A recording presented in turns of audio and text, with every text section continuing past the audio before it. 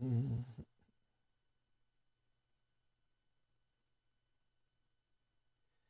deux. Un, deux, parfait, c'est sur moi.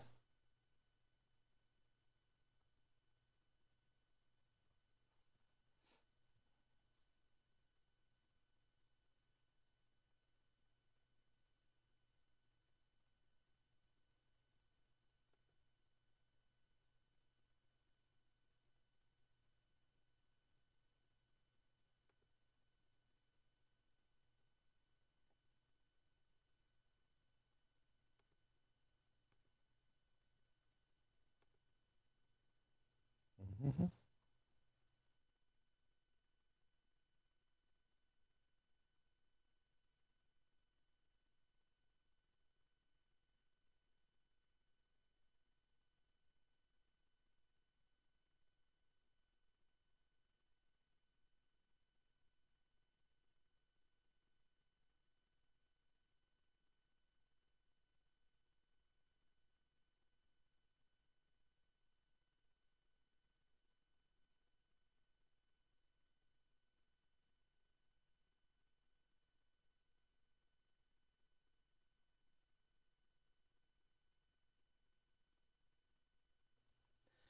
Alors, bonjour tout le monde.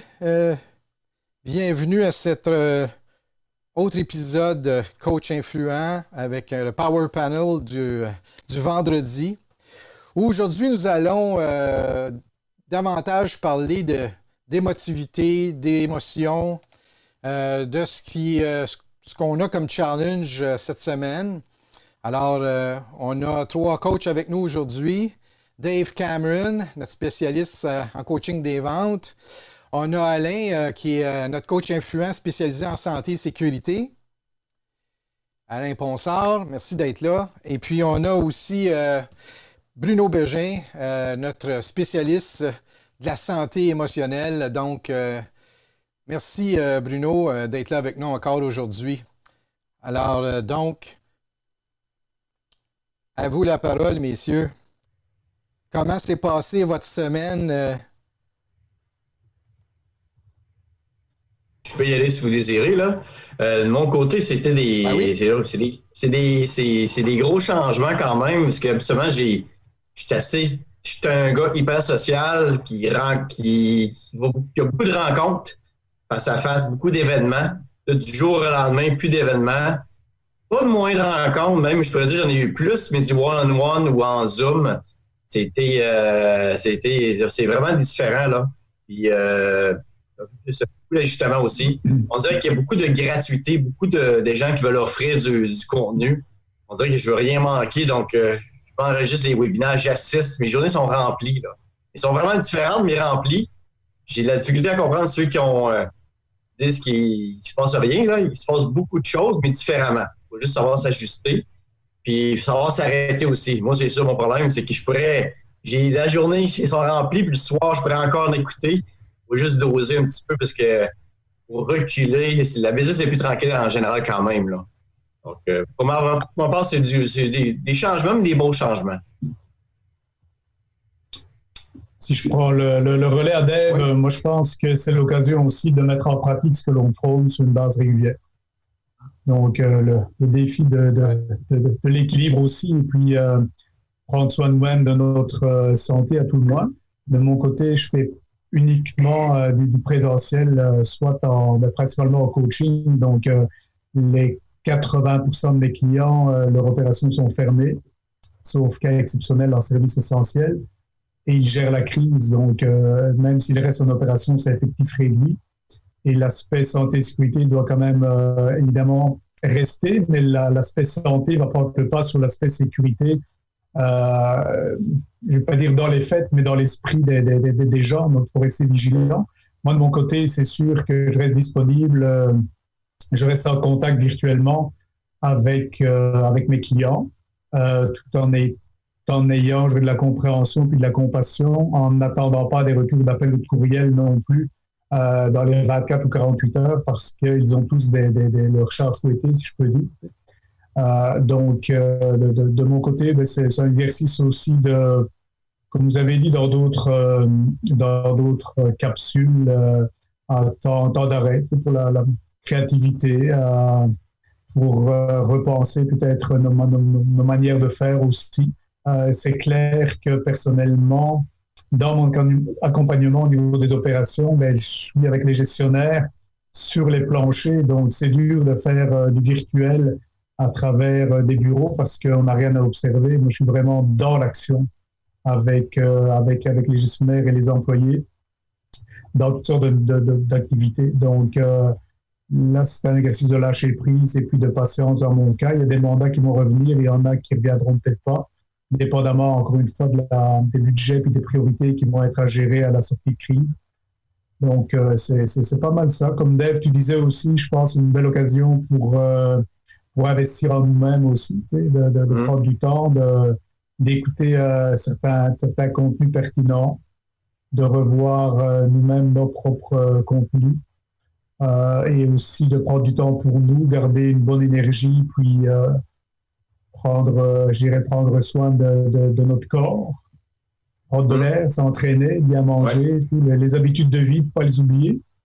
Et partager ça aussi avec nos clients, parce qu'en ce qui me concerne, avec les gestionnaires, s'ils doivent prendre soin des autres, ben, le but, c'est qu'ils prennent d'abord soin d'eux-mêmes aussi dans cette période-là. Puis on n'a pas de référence non plus par rapport à ce qui s'est passé avant, parce que c'est comme une première. C'est un virus, c'est un danger ou un risque qui est invisible, qui est vicieux, qui est inodore et qui a un impact tellement important. Donc, c'est de la gestion, pas juste de changement, mais de la nouveauté. J'allais dire, c'est de la crise en just-in-time. C'est plus de la production en just-in-time, c'est de la crise en just-in-time. Les prédictions d'aujourd'hui ne sont peut-être plus les mêmes demain et puis ils doivent se réajuster continuellement. Donc, c'est rester à l'écoute beaucoup aussi de nos clients et regarder ce qu'on peut faire. Et puis, l'autre point aussi, je trouve c'est important de notre côté. En tout cas, en ce qui me concerne, je vais aussi commencer le bénévolat parce qu'il y a un besoin criant et plus en plus de bénévoles qui ne peuvent plus en faire pour les raisons qu'on connaît. Donc, je pense que c'est une belle opportunité de passer une partie de son temps à servir ou à redonner aussi à la société. Bon, pas mal ça. En effet, hier, il y a eu un appel au bénévolat de la part du premier ministre.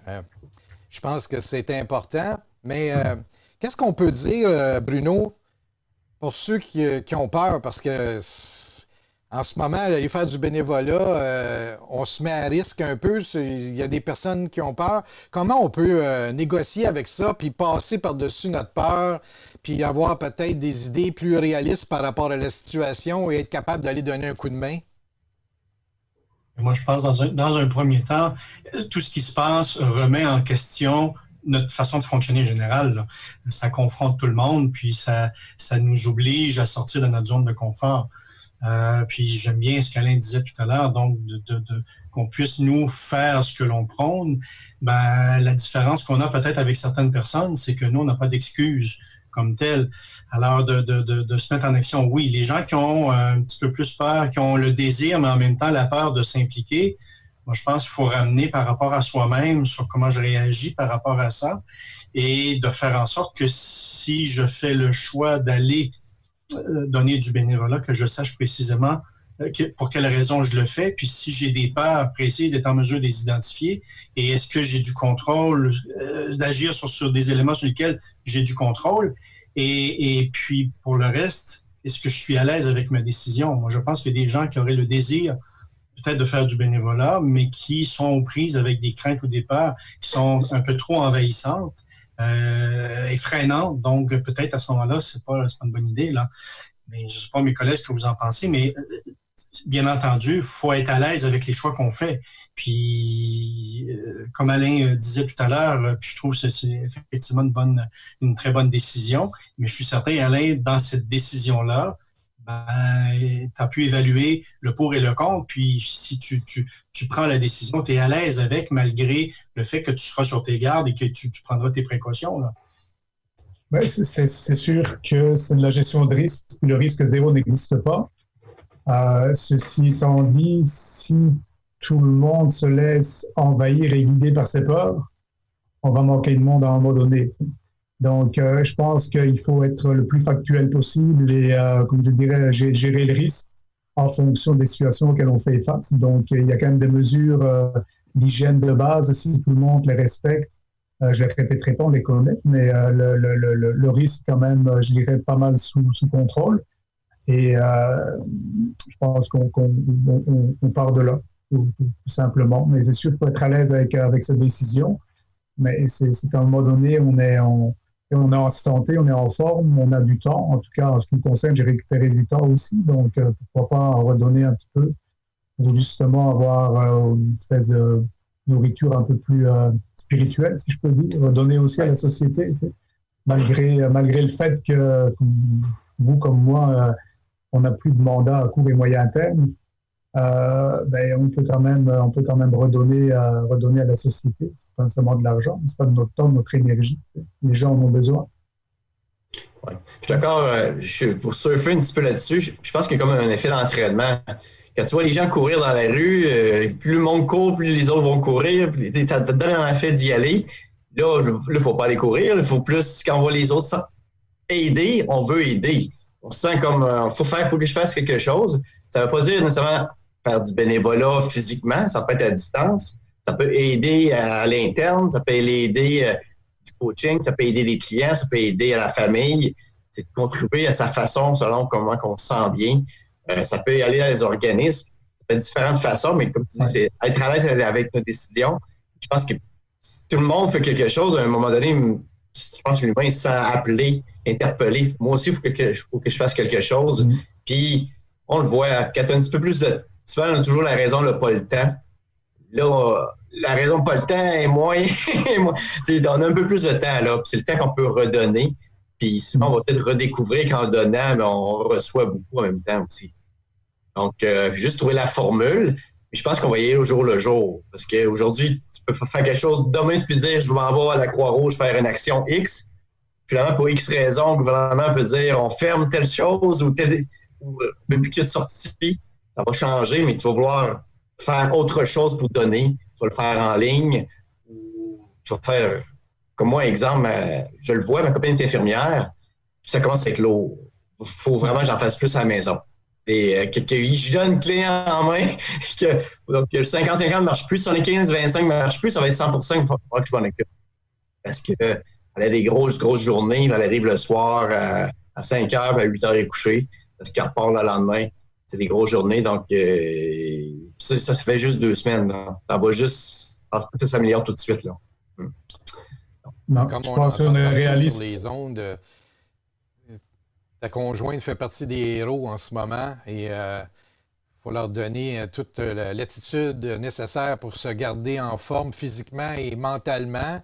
Ouais. Parce que c'est quand même tout un défi d'aller travailler tous les jours dans un milieu, même s'il y a une gestion du risque, il y a quand même une gestion émotive aussi à faire. Là. Les gens travaillent dans des situations quand même émotionnellement difficiles. Hein, Bruno? Je pense qu'une des choses on parle d'aider, là. Je pense qu'une des choses qu'on peut faire pour s'aider, si on ne va pas faire du bénévolat, c'est au moins gérer nos émotions et d'être peut-être plus zen, parce que j'ai entendu parler aussi beaucoup d'agressivité là, parmi les citoyens. Là. Les gens dans les rues perdent patience, deviennent agressifs. Même en voiture, ça baisse la fenêtre pour insulter des gens qui se promènent à pied en famille. Alors donc, je pense que ça serait une bonne habitude à prendre d'être zen et d'essayer d'être plus humain face aux autres.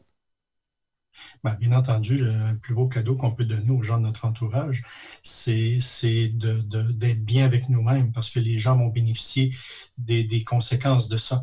Et c'est sûr que si certaines personnes n'étaient déjà pas à l'aise à gérer leur monde émotionnel, ne savent pas trop à quoi servent les émotions ou comment canaliser cette énergie-là ou comprendre les messages. Bien entendu, dans certaines situations, le stress, on le sait, lorsque le stress augmente, si on n'est pas en mesure d'exprimer ce qu'on ressent, bien, ça va s'exprimer en comportement et on en voit effectivement beaucoup de comportements d'agressivité. C'est malheureux parce qu'on jette sur les autres ce qu'on n'est pas capable de gérer par rapport à soi-même. Et c'est pour ça que de plus en plus, moi, ce que j'entends, mais ce que je vois passer comme information dans les dernières semaines, on parle beaucoup du volet de la santé mentale, l'importance de prendre soin de sa santé mentale, puis comment le faire lorsqu'on est restreint. Parce que certaines personnes pouvaient le faire en allant, exemple, courir, comme disait Dave tout à l'heure, ou en sortant, aller au gym, ou aller voir des gens. Là, on ne peut plus faire ça. Il faut trouver une façon différente de garder un équilibre. Et puis, moi, ça m'amène à avoir une question pour Alain, parce qu'Alain aborde souvent la question d'énergie, mais dans un contexte où on peut moins sortir à l'extérieur, dans la mesure où on allait chercher notre énergie ailleurs, si on veut. Comment, lorsqu'on est un peu plus confiné, on peut maintenir un niveau d'énergie et de vitalité relativement élevé malgré la contrainte. Je ne sais pas, Alain, si tu as une réflexion là-dessus.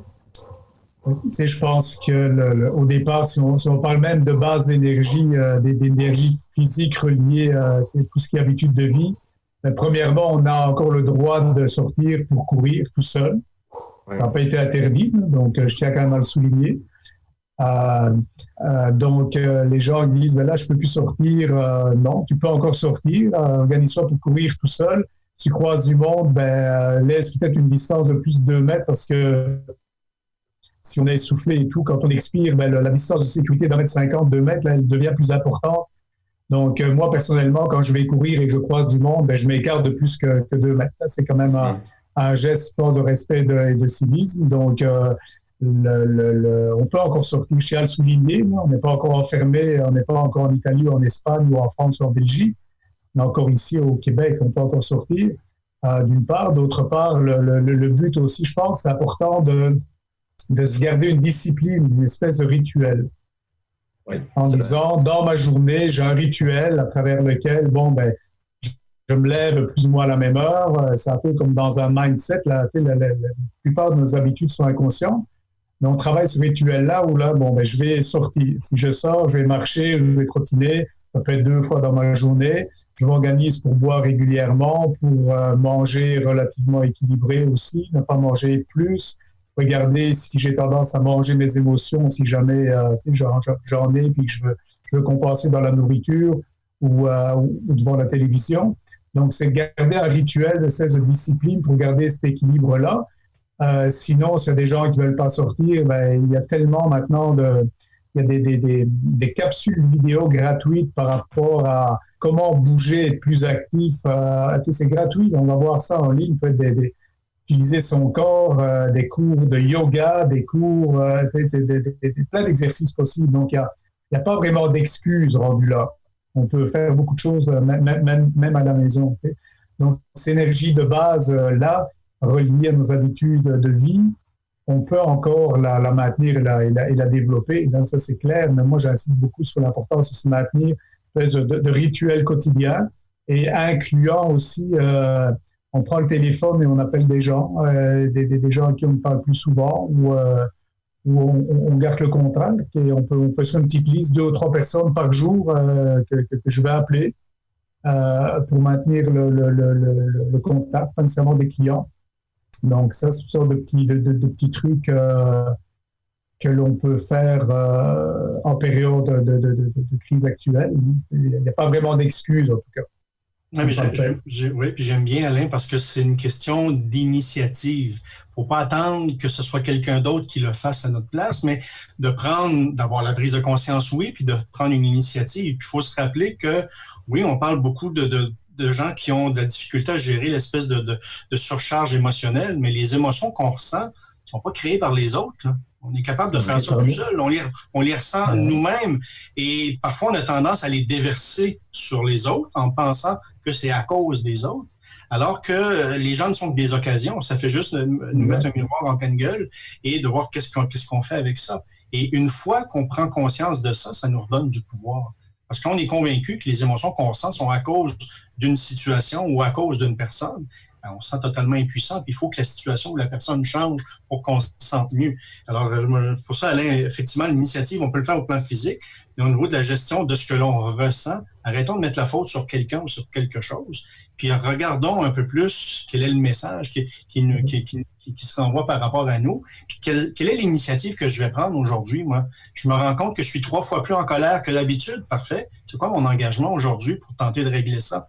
C'est pas ma conjointe, mon collègue ou peu importe qui va régler ça à ma place. Mais si je fais rien, on le sait, si on fait rien, le résultat va être le même. Alors, c'est pour ça que j'adhère totalement, Alain, avec ton idée. On est responsable de nos émotions. En tout cas, souvent, on a tendance à prendre la propriété de nos émotions agréables, mais on rejette sur les autres celles qui le sont moins. Tu sais.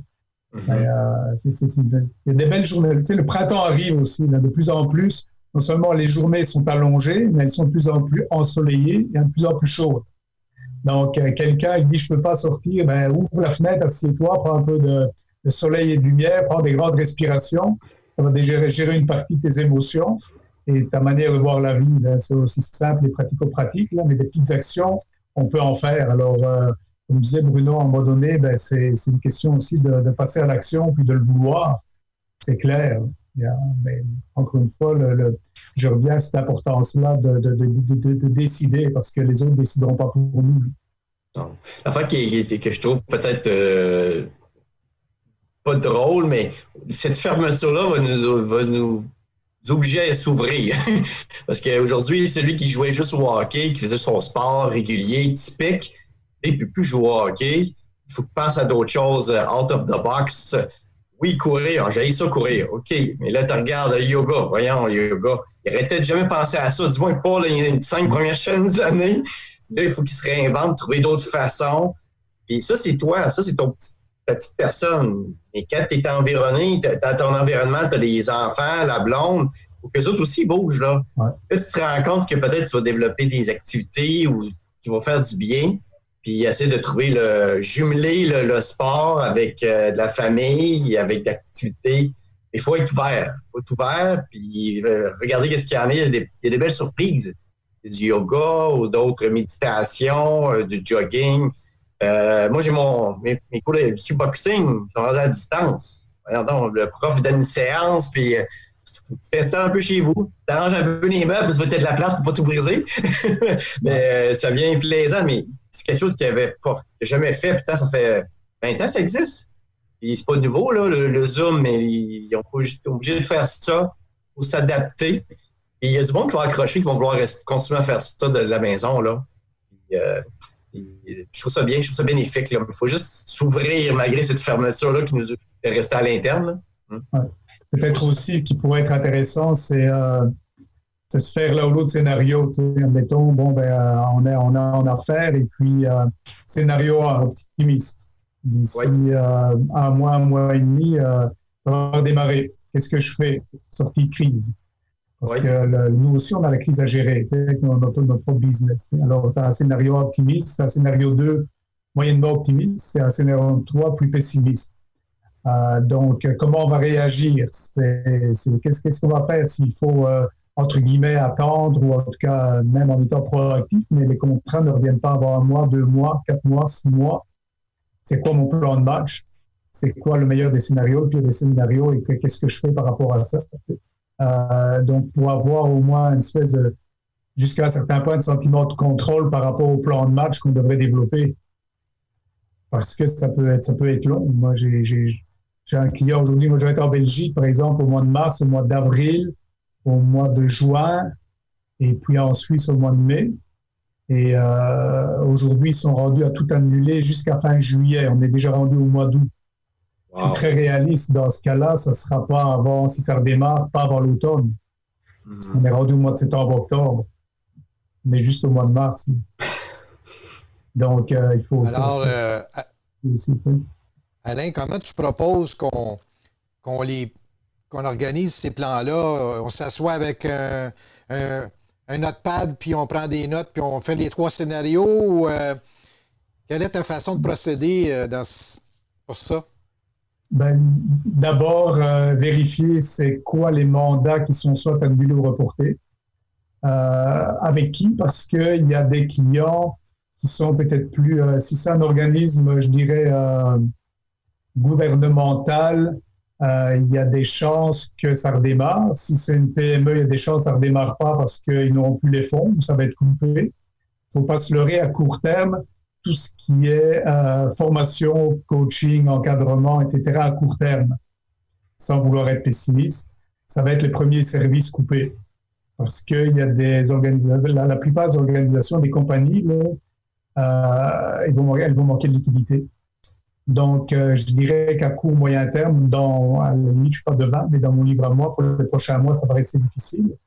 Par la suite, peut-être comme la bourse, ça va devoir remonter parce qu'il va falloir éventuellement réembaucher, il va falloir peut-être un renouvellement de main-d'œuvre ou en tout cas, l'aspect formation va redevenir important tout à coup pour différentes raisons reliées à un changement de main-d'œuvre où il y avait déjà une pénurie de main-d'œuvre dans certains secteurs. Donc là, on risque de redevenir des joueurs clés, des collaborateurs importants, mais à moyen ou long terme, à court terme, je pense que ça va quand même rester difficile. Alors, est-ce qu'il y a d'autres sources de revenus qu'on peut aller chercher? Si oui, dans quel domaine? C'est à nous de le déterminer. C'est pas tout le monde qui a nécessairement les mêmes, je vais dire, les mêmes réserves ou facilités non plus. Mm-hmm. Bref, mais je pense que c'est important de qualifier les mandats qu'on a ou qu'on n'a plus. Est-ce qu'ils vont revenir, oui ou non? Vérifier avec notre client aussi, même si lui n'a pas la réponse maintenant. Mais c'est d'avoir une espèce d'image claire, du portrait de ce qu'on avait, de ce qu'on risque d'avoir ou de ne plus avoir. Par la suite, c'est quoi nos actions?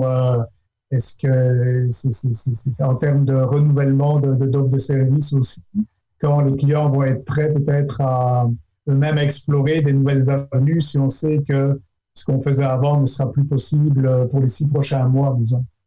Donc, c'est encore de manière assez macro, ce que je dis, c'est d'avoir un peu comme un GPS, même avant de me dire, c'est où qu'on s'en va, et de faire un bilan de où on est actuellement, la situation factuelle en termes de mandat. Ouais. J'aime ça plutôt qu'être merci Alain. Plutôt qu'être réactionnel, juste avoir une idée, un plan court, moyen, long terme, sans tout planifier parce qu'il y a trop, c'est du jour le jour, mais avoir une ligne directrice pour prévoir finances, émotions, sport, famille, tout ensemble, où on s'en va. Parce que ça perdure, il ne faut pas paniquer non plus, il faut garder. Quand on sait où on s'en va, on est en contrôle. Là, Dave, au niveau des ventes, il y a différents types de ventes. Là, on a parlé un peu du service. Oui. Au niveau des ventes, comment on peut faire des scénarios de la même façon, là, scénario court, moyen, long terme, positif, puis plus dramatique? Oui, c'est sûr que là, côté vente, ça dépend toujours qu'est-ce qu'on vend. Là. Il y a des choses qui se vendent encore bien. Là. Si tu vends de l'eau de Javel, là, ça se vend très bien. Mais il y a des services qui sont plus difficiles. Je pense qu'il faut être le plus réaliste possible et se donner du temps. T'sais, le court terme, là, souvent on parle de court terme, ça peut être dans un mois, mais le court terme, c'est peut-être 3 mois. Il faut que tu travailles beaucoup plus, que tu investis un peu plus sur le moyen-long terme, en vente, si tu es capable financièrement de le faire aussi. Mais je pense que le secret, c'est qu'il va y avoir beaucoup de modèles d'affaires qui vont changer, qui vont s'adapter. Les gens qui vont aller, qui faisaient du face-à-face, qui vont prendre le virage social selling un peu plus sur LinkedIn, Facebook, Pinterest, ils n'auront pas le choix. En même temps, mais il y a des gens qui offraient un type de service, vont offrir un service un peu différent pour s'ajuster à la demande.